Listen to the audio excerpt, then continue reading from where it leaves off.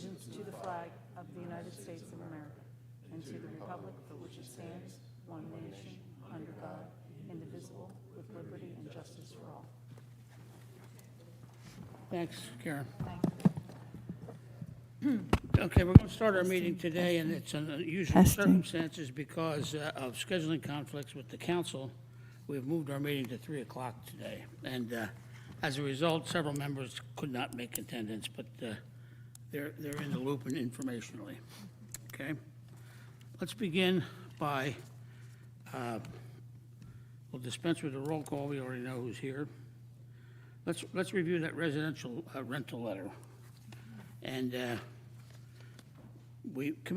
Martin and Maureen and I met with city officials and worked out some arrangements in which the letter would be edited for the satisfaction of all. And Martin, if you want to just walk through that briefly for the record so that we can move that letter as quickly as possible. The idea is to get it to the council by Tuesday in order for them to include it in the mailing for the water bill that's going out next week. So Martin, go ahead. Did any of them have a problem with anything? Or any change? So I can give you an update on that. I So, didn't see anything. yeah, so city administration, Lou, Mike, and Emily have approved it or endorsed it. They're fine with it, they like the revisions that were made based on their recommendation. We've sent it around to council and to the mayor so that they could have a chance to look at it and give us any additional feedback. Mike Yeager did look at it. He's fine with it at this point. So I'm hoping I have some conversations and make sure that we will get this hopefully wrapped up by Tuesday. Yeah, and at our last meeting, we had extensive discussion about what the letter ought to be saying, how long should it be, what tone should it take, and all of that's been pretty much factored into the latest draft, which was circulated among the committee.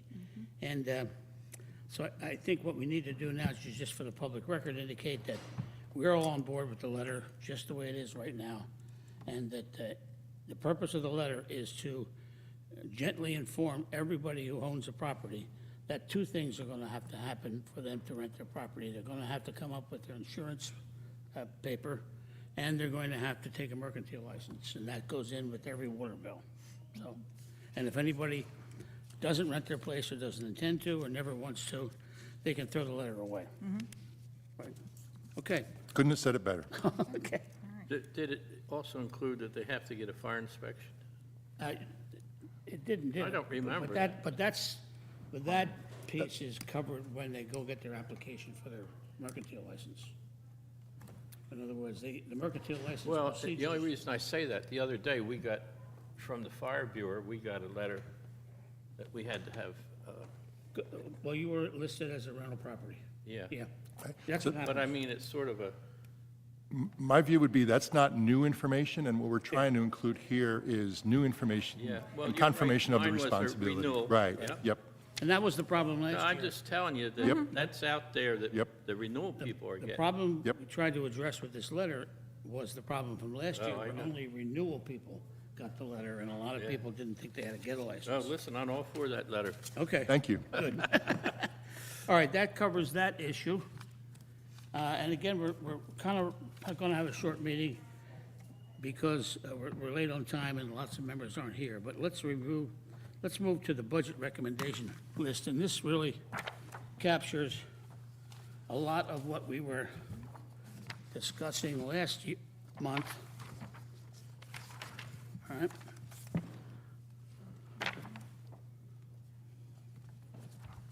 And what we're doing with this, with this printout is to draft a final position statement for delivery to the council on these issues. And if you want to just take a minute and walk through this with me, I like, walk through this with me, we can move this as quickly as we can as well. This reviews the ongoing study the committee has made on fees, in particular mercantile fees, as a form of revenue. Last time we had a discussion on this issue was last month. Several members mentioned the idea of, can we document inflation? Can we show that there is an inflationary pattern going on here?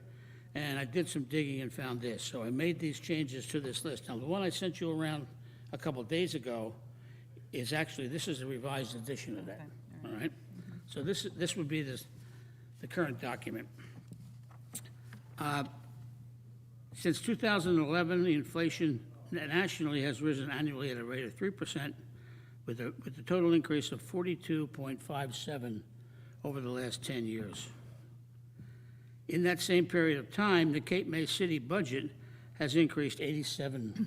The budget has gone from 11,000,007 in 2010 to 22 million in 2022. That's ironic, isn't it? 22 and 22. Yeah.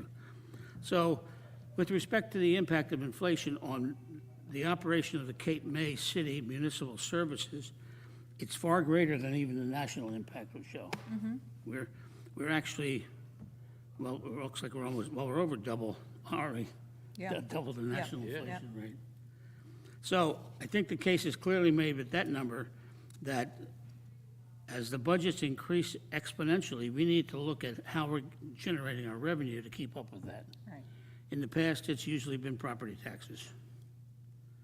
Now, the discussion we were having last week, in particular, last month rather, particularly dealt with the mercantile fees for what we're calling the accommodations sector of our economy down here. Code 19, the fee, Code 19, is $32 per unit. We discussed this last week, too. Hasn't been revised in at least 10 years. Neither has the $32 a unit tourist guest house fee. And coincidentally, codes 281 to 286 are the residential rental fees that were just revised this particular year. Now, before we proceed to the recommendation, let me ask you to go to this piece of paper, which is really the major issue that we've been concerned with as a committee. Martin, do you have that? I do. Yeah. As a committee, we've been concerned with basically two things: generating revenues that are new, and making sure that there's an equitable distribution of impact so that everybody is fairly treated under a system we would propose. We've done this with every recommendation we've had, and we want to do it with this recommendation also. So if you look at that piece of paper, what we're really trying to show is that over time, there has been an unequal impact in terms of residential rental fees versus hotels, motels, and guest houses. So again, for the benefit of our audience who's ever listening, let me just review this. We looked at the 2022 budget, and with the council action and the recently established a current and reasonable fee for residential rentals, there is a significant disparity evident regarding our accommodation sector. This sector consists of residential rentals, hotels, motels, and guest houses. There is a significant gap between the fee for units in hotels, motels, and guest houses and those in residential rentals. While these units obviously vary in size and amenities, hotel rooms are much less functional in terms of accommodating guests than a house would be, but there is a similarity. The disparity is evident since this $32 a unit fee for hotels and motels is over a decade stale. Furthermore, the rates charged for these units have been increasing annually to account for the inflation, and people who rent hotels, motels, and guest houses every year, as good businessmen do, adjust their fees based on their costs. And I look back at 2010, according to Statistica.com, the rates for the average hotel room in the United States in 2010 was $115 a night. Currently in Cape May, the seasonal rates range from $400 to $1,500 a night. So there is a responsible trend that businessmen raise their rates as their costs go up. We'd like to apply that same rationale to the way we raise revenues in our city. The significant majority of tourism accommodations are hotels, motels, and guest houses, and they account for 64% of our accommodations inventory. Residential rentals currently account for 36% of that inventory, but are likely to increase in time as the city improves its ability to license and monitor residential rentals. At present, however, this 36% share of our inventory is generating 71% of our revenue due to the stale nature of fees for hotels, motels, and guest houses. In a period in which the city's budget has inflated at over 80%, there is little justification to maintain a $32 a unit fee for the largest segment of our accommodations industry, especially when a significantly smaller portion of that sector is generating almost 3 times the revenue. And the charts to the right of this paper show that pretty clearly. Yeah. So again, aside from revenue, which is our primary concern, this is a matter of equity and equality. And so go back to our original sheet, we'd like to recommend that codes 19 and 30 be amended to set a $45.50 per unit fee. So Dennis, one of the questions that I'd like to know, and I'm not sure if we can do this, the percentage of the city budget that's associated with, I want to say, operating expenses or even personnel, because this is obviously partly a factor of increasing wages and additional expenses for having staff, as well as the number of individuals that have been hired over that period of time in order to support the increase. Municipal Yeah, service. yeah. So, I just thought it might be another, if it was easy to get to, and just a high-level number, just say the percentage of the budget of the 22 million versus what it was at 11.8. In most cases, it's going to be about 80%. Yeah, and more it than goes, likely. actually, the movement of the budget simultaneously in 2 directions. One, individual costs were increasing, and 2, more services were added to the budget. Right, right. So there's really a twofold Yeah. driver for increases in budget. What I'm suggesting is, since both things are equal in comparison from the 2010 to the 2022, what was the percentage of that cost and expense in 2010 of the 11? And what is it now? Because I think it's another factor to say. Well, we could break that Yeah, out. We yeah, could break that yeah. out because, It's a back pocket kind of number to say 80% of these costs are associated with Or headcount personnel. expansion. How many more people does the city employ? Well, well, that gets into wages and, Well, I'm saying yeah. is if we have more people. Yeah, yeah, we because do, the city's so obviously. much more crowded, Yeah, yeah, all right, yeah. It's another good back of the Yeah, envelope number, yeah. whichever one is easier to we get. do have that analysis of factors. I just think it's something to add to the conversation as as this is being presented. it could as be. As a factor of, the Right. the justification for it. Yeah, and we have a very fresh example of that because in this year's budget, Yeah. the Yeah, health fringe rate, benefits yeah, right, piece is going absolutely. right through the roof. Well, plus the expansion of the police department. Right. That's a direct result I of don't know, Bob, 10 maintaining years ago, peace. did we have this, I think we had pretty much the same number of police, didn't we?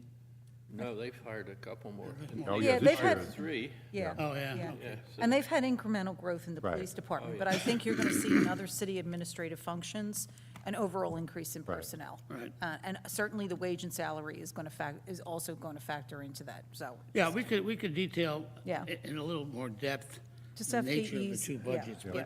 but just for the purposes of this Yep. Mm-hmm. recommendation, I think this stands by itself. Yeah. And okay. Dennis, the 4550, was that intended to level the percentage increases between the 2 lines versus, why not 45? Well, 4550 was actually 42%. Right?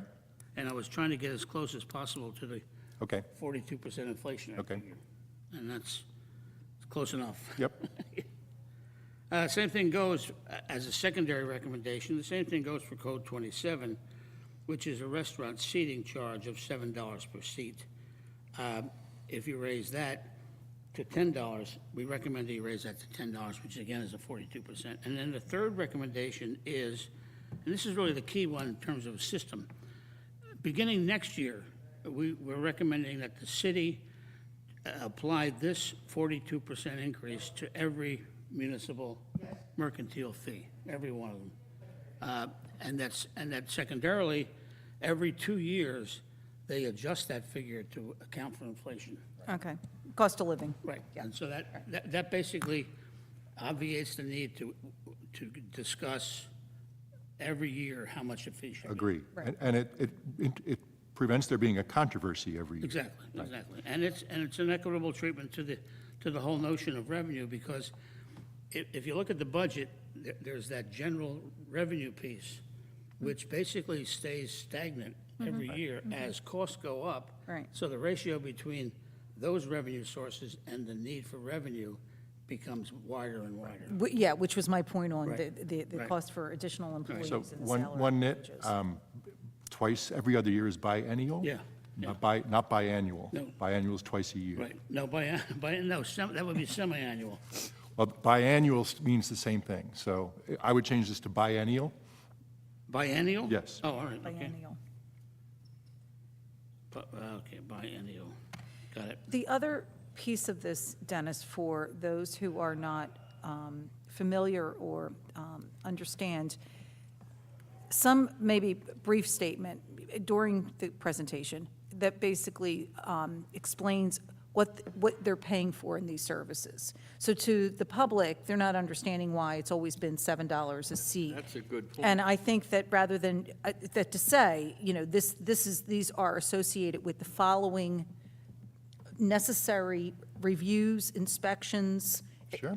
And Because just, we do- you could we give bullet a lot of point it. services there. Well, there was a fire at the Taco Cabalito this summer, Yeah, right? So right. the fire department had to respond. Right, There's right. peacekeeping in Right. all the bars and Right, restaurants. right, yeah. Yeah, there's- and by the way, there's two kinds of fees. Building code fees are capped by the state. Yeah, right. These are not that kind of fee. No, I understand that. right. I'm trying to say, from someone who is listening from the public, wanting to understand, what are you asking them to pay for? What what services or what do they expect to receive from this? Yeah, all So I just think it's something else. Dennis, are the salaries of the, like the construction building fees, are they governed by the state? I think it's by the municipal land use law. They're governed by the state, yeah, and the municipal land use law, but The- Yeah. For the personnel too? for the personnel, that's the cost of delivering the inspections. That would be factored into that. Okay. And that fee is capped at no more than the cost of that. Yeah, it's just supposed to take care of the expense. The expenses. The operation. Yeah, of- it's not I hope supposed to so. be. I've paid those fees. I hope it's taken care of. You have? All right, I'll make that change. I'll add something to this as well. Now, in a secondary issue, the issue we discussed at some length last month too, I would recommend that we recommend to the city, number 4, that city-owned property, that the city possesses several parcels of land with potential commercial value. These include several lots on Beach Avenue and Ocean Street, which have significant market value and generate no property tax. Several of these parcels on Beach are currently privately owned and commercially operated. Several city-owned parcels are leased to private commercial purposes along Beach Drive, Beach Avenue.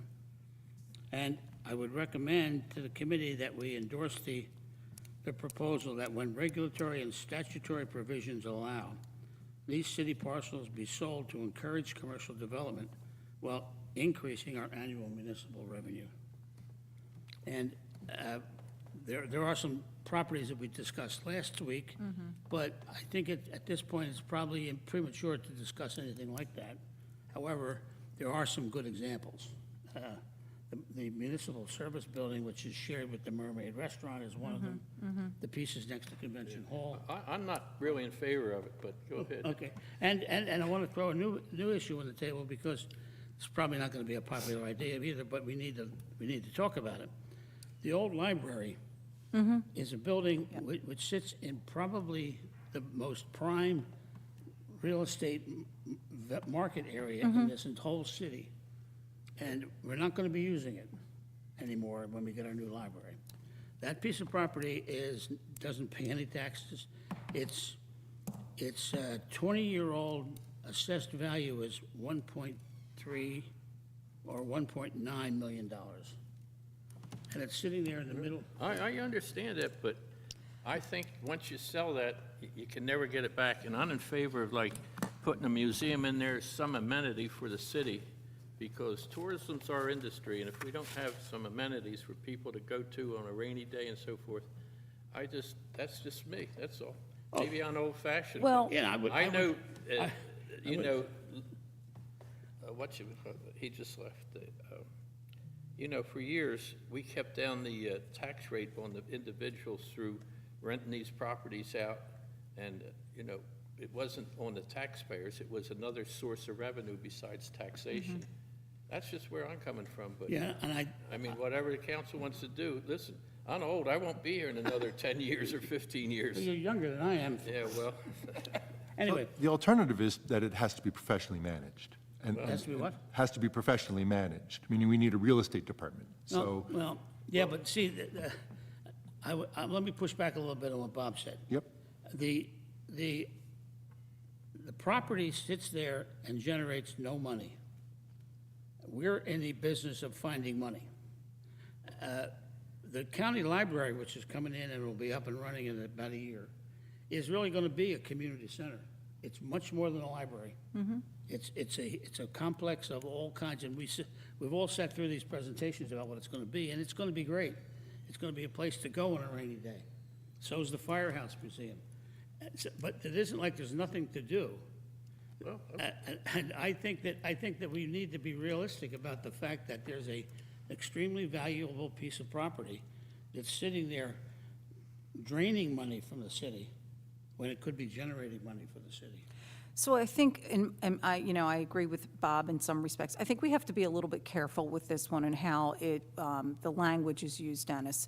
And I would like to see that the recommendation to council is to evaluate the opportunities. Yeah, that's Because, I think that's what you're trying to say, but I don't want it to They have be. a committee already in place. Yeah, I don't want it to be misinterpreted. they wanna do with that. Right, that we're selling, well, there's the library, there is one for that, but I think that there needs to be some type of city planning-related activity for these properties to understand what the value is and what the impact would be once the city would give up on those, prime locations.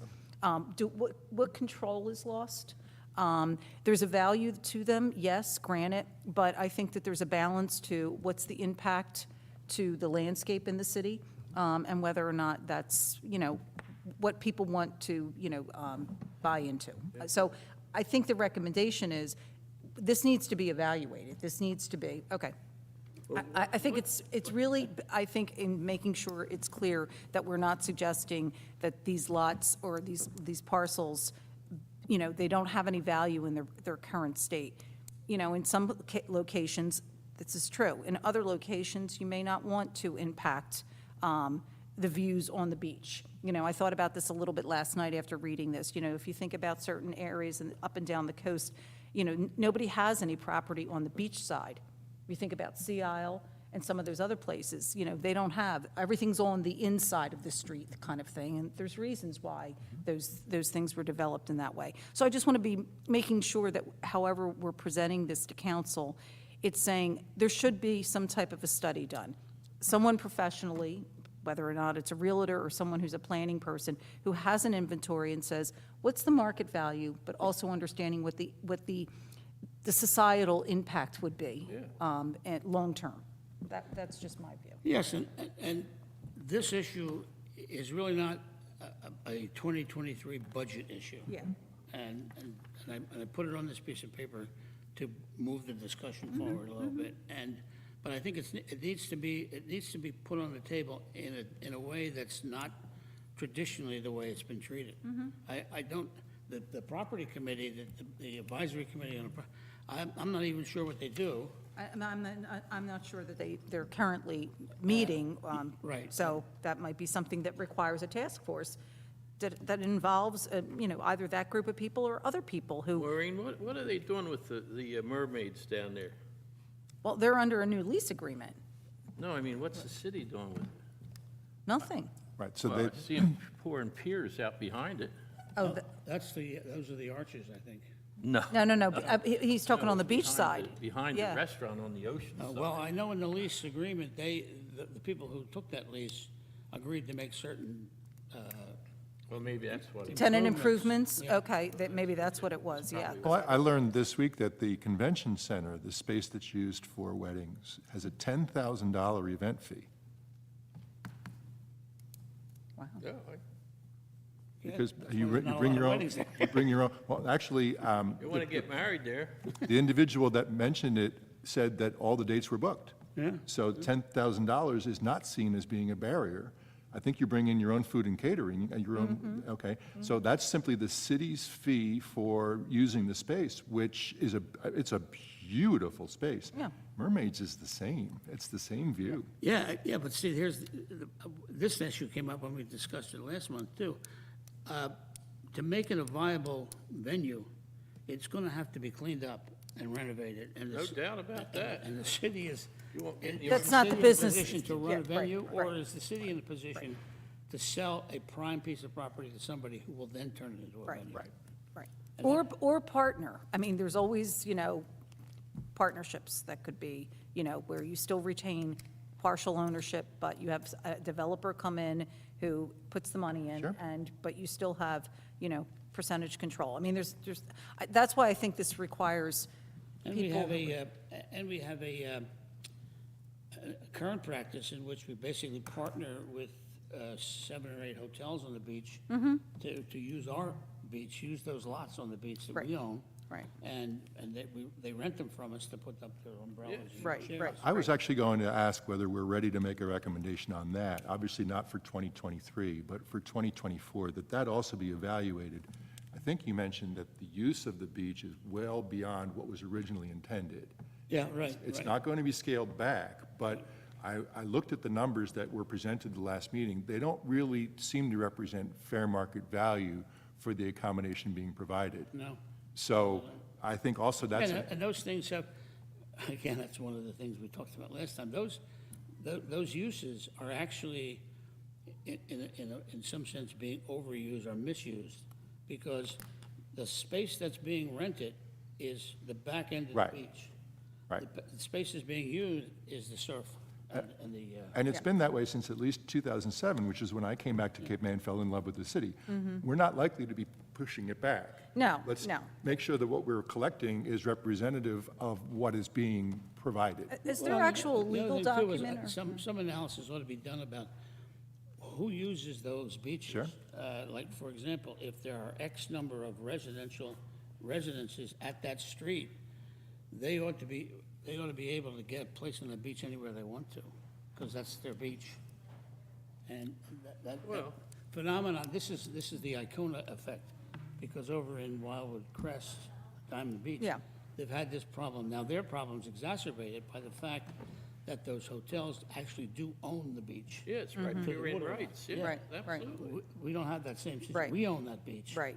But are there agreements or legal documents or anything that talks about this is the Yeah. actual site Yeah, they're in the plan leases. for the, okay. They're all in right, the leases. all right. And the city has attempted to enforce that by telling the hotels to move their chairs away from them. Yeah, yeah. It's that a does challenge. happen. You would have to have somebody out there every single I night. am intimately familiar with the struggle to gain beachfront seating in the summer. I'd be more than happy to have a conversation with you about it. Well, all right, so the recommendation is getting larger. It's getting more policy-driven rather than revenue, which is fine. which is Yeah. what- So are you suggesting we draft a proposal for a policy review on the whole issue of the use of city property? Yes. Yeah. As revenue? Yes. Yes. I would be very To comfortable with ensure that. to ensure that fair market Right. value is being realized by the city. Yeah. That way, we're not targeting one thing in particular, Dennis, but we're making it, putting it back on council to say, there's opportunities. We believe there are. Yeah. You need to effectuate some kind of a process to That's reasonable. to do it, so. That's okay, reasonable. all right. I assume you'll vote for that? I would vote for that. I'll look at the letter before I vote. Well, I'll be writing the letter, so you Yeah, know it's I going was to be gonna say. okay. Too late. All right, I'll draft up a separate policy statement like this one. We'll remove that one from Yep. this, and these are just going to be budget issues. Now, are you trying to get this on for Yeah. Tuesday? Okay, Yeah, I would actually like you to present that to the council. okay, all right, All right, I'll be there in support of the letter and Yeah. this as well. okay, all okay. right. Yeah, because I will not be at the council. Okay, so you will be. at I will be, council, yep. okay, Martin all will be right, there, then okay, you can all right. Yeah, Chisel a piece on the agenda and make yeah, an I'll talk to MTRAC report. Emily. I just, if we can get some of that other information, back of pocket kind of stuff we talked about. Yeah, Okay, good. It just gives me a little bit more I'll draft that this afternoon Yeah, for you. okay. We'll take this paragraph out and Okay. I'll replace it with All right. the data you're talking about. And then these two sheets would be the submission. All right. Okay? And Dennis, on recommendation 4, you were talking about existing developed properties. The review of the sale of so, Any city property. Okay. Which there are more Okay. than developed. Yeah. So Yep. that's where I think. Yep. And there are, I mean, I actually have done quite a detailed study of the city map. Yep. And there aren't many other pieces, except for the Sewell tract, I'm not even going to consider it. But there aren't many other pieces of land that are commercially viable. Right. Or could be potentially commercially viable. Those beachfront lots and the library, and that's about it. Actually, the train station too, to a certain degree. Are you going to send this electronically so that I Yeah. can display it? Okay, all right, okay. Well, we have leases, we own a lot of property, but a lot of it's leased out. Yeah, there's a lot of, and We have, remember the list I gave you last Yeah. month? Well, I mean- There's little sliver lots and. Yeah. no, I'm talking about No, I don't think so either, the theaters, but just in case I Oh, freeze yeah. on something. yeah, Yeah, the chamber building, that's the train station, yeah. Yeah. Yeah, Max building. yeah, Yeah. absolutely. We own all that property. Yeah, I know we do. Mm-hmm. And So- that really expands the issue that we're talking about Yeah. here. Because, I guess the way to say it is, are we getting a fair market exchange? Right. For other folks using our property? Number one. Yeah. And number two, how can we, and how much can we convert publicly owned property into privately owned commercial viability? Right, But I mean, some of these properties, I'd never want to see it sold. I think exactly, to your people point. like It's, Mac yeah, are it's doing a it's the wonderful goodwill of the community, it's the, the quality of The life theater issue. does a Yeah, good job. Yeah, well, another good case study is the AME Church. Yeah. The city kept that and is turning it into a cultural center, and it's being Yeah. beautifully Right. done. Yeah. But it's being thoughtfully done, Right. and that's the same thing that we want to see replicated in additional properties, if the city is going to hold them. Exactly, right. Okay, I think we're in agreement on that. Okay. So, okay, All right, good. all right. All right, so what's the agenda say now? So that's budget recommend. Future meeting schedules. We're not, as you well know, for the last 2 years, we're not big on organizational skills. Hello, how are you? Yeah, you too, thanks. And I will probably not be able to participate in the February meeting, so. Yeah, what I wanted to do was find out who is available. And we have one member who's in Florida at this point, and will be for a while. And I also want to talk to Zach about increasing membership to the committee, which is Yeah, an ongoing problem. Do you want to continue to meet once a month? Anybody? I think you yeah, I would say so. I don't Yeah. know. Once a month. What else would you do? Once every 2 months, or? No, I would say no less than once a month. I think that's necessary. Dennis, maybe filling the gap with some subcommittees that may need to meet more Well, that's, regularly. yeah, that's a good idea. And also, we just spoke to Leon, and I'm going to invite him through the city Yep. council to come and talk about our bonding portfolio. Okay, Because that was when you Yep. were going to do that. yeah, and then Neil left, so it's kind of, We'll put that on we'll put that on the front burner for next week. And I also want to have a meeting to meet with the new chief financial officer whenever he or she is hired. They did hire one?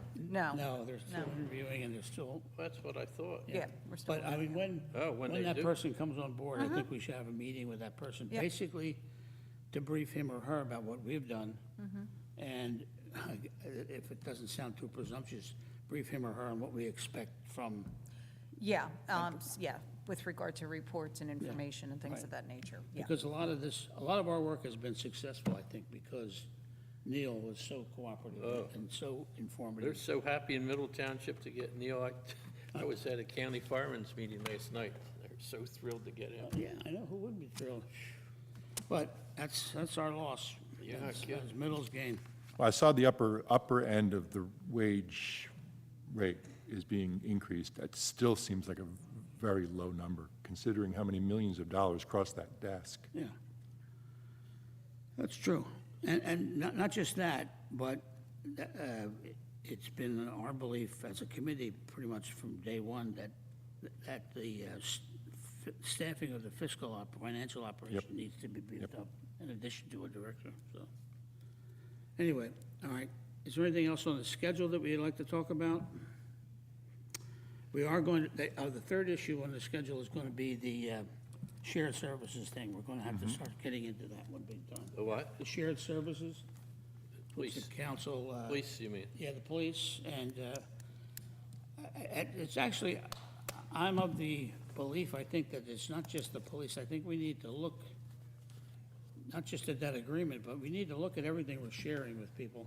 Like, for example, in a practical sense, you provide police services to Cape May Point, but you can't get to Cape May Point without driving through Lower Township.